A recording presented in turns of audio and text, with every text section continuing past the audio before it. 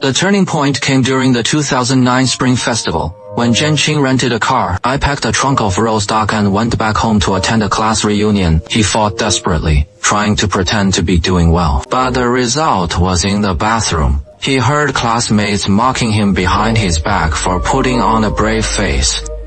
His pitiful pride was completely crushed. On the way back to Beijing, even a small comfort sounded like a thorn to him. I think none of that matters. What do you mean by don't care anymore? Is it because you think I can't do that moment? Jianqing was completely swallowed by his inferiority. Many men have this deadly pride. He felt he couldn't hold his head up in front of a woman, which was more painful than killing him. He attributed all the disappointments in life to lack of money. Then I put away this powerless anger. He vented all his anger on the person who loved him the most. He began to give up on himself. Lost your job, all day long like a useless person. Escape reality in the game. They moved from their rental into a darker basement.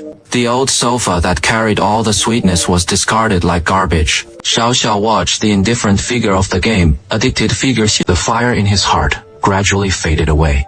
He wasn't afraid of hard work. What he feared was that this man would admit defeat first. Finally, on an ordinary day, Xiao Xiao calmly packed her luggage. I left, Jianqing, wearing headphones without looking back, until the door closed. He ran out like he was electrocuted.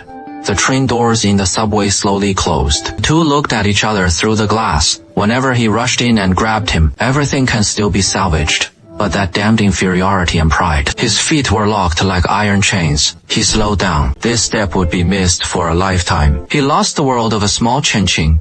But sometimes the pain was excruciating. It can also drive people to the ruthlessness of reckless life. He finally woke up, put all regret and unwillingness into account. He worked day and night typing in the code, and he made a game. In the game, the male lead Ian is always searching for the lost female lead, Kelly. But if in your game, that man would never find this woman again, what should be done? Ian could no longer find Kelly's words. How is this a game? This was clearly a letter he wrote to Xiao Xiao. There were tens of thousands of lines laid to the scene. Sorry, the game has become popular, and gradual youth has succeeded.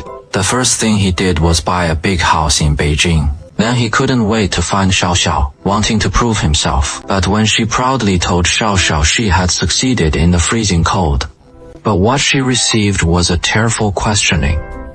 If you think back then, I can't live hard days with you. Then how can you think I'm willing to follow you now? You live the good life you want. Xiao Xiao, I really don't understand you.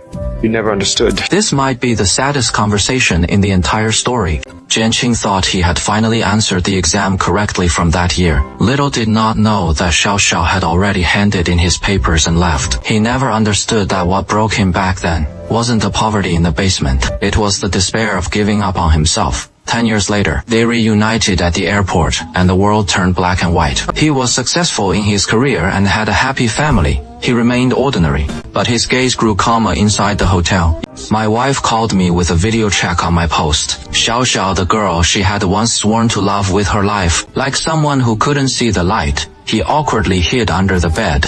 This detail is just too heartbreaking. The girl he once swore to protect. Now it feels like a secret that can't be seen in the light. That moment was truly cruel, ABC. I miss you too, I say. I miss you.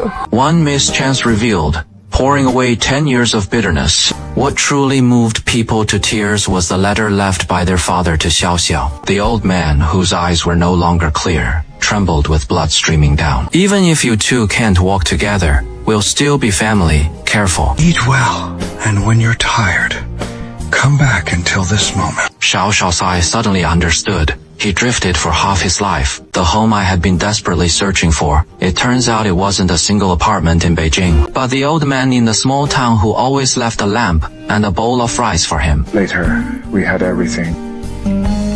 But the last two characters in our film are gone. Finally, the farewell I owed 10 years ago. Lin Jianqing was properly made up. And then he saw Fang Xiaojiao again. No heart-wrenching, no hysteria. They smiled and embraced, then turned and walked toward their own lives. Xiao Xiao pressed the enter key on the computer. In the game, Ian finally finds Carrie's black and white world.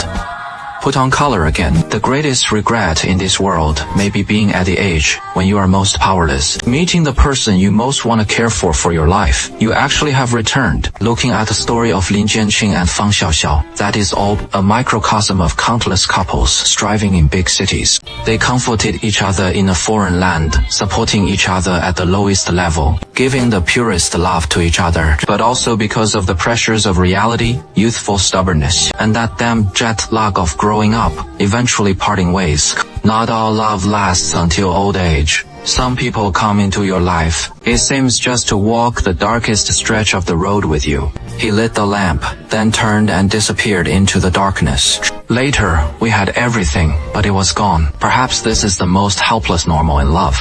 Not every story has a happy ending. I don't know this story. Does it remind you of someone's past? If you are sad for too long, remember to eat well no matter what.